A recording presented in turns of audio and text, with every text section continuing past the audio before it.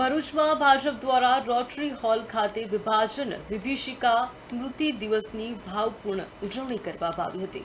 આ પ્રસંગે દેશના ભાગલા વખતે પ્રાણ ગુમાવનારા નિર્દોષ નાગરિકોને શ્રદ્ધાંજલિ અર્પણ કરવામાં આવી। કાર્યક્રમના મુખ્ય વક્તા ગુજરાત પ્રદેશ ભાજપના મહામંત્રી ડોક્ટર પ્રશાંત કોડાટે ભાગલાની દર્દનાક ઘટનાઓનો ઉલ્લેખ કરી નવી પેઢીને દેશની એકતા અને અખંડિતતા જાળવી રાખવા હાકલ કરી હતી।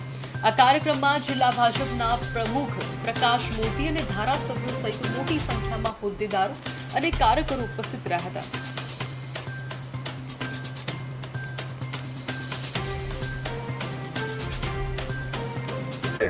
અને જે ઘટનાઓ બની હતી એ માત્ર લોકો સુધી પહોંચે એટલા માટે આજે આખા દેશની અંદર આ પ્રકારનો કાર્યક્રમ છે ત્યારે ભરૂચની અંદર પણ આ વિભાજન વિભીષિકા સ્મૃતિ દિવસનું વ્યાખ્યાનના કાર્યક્રમનું આયોજન કરવામાં આવ્યું। વિવિધ સમાજના લોકો વિવિધ જ્ઞાતિના લોકો આ કાર્યક્રમની અંદર અને જે ઘટનાઓ બની હતી એ માત્ર લોકો સુધી પહોંચે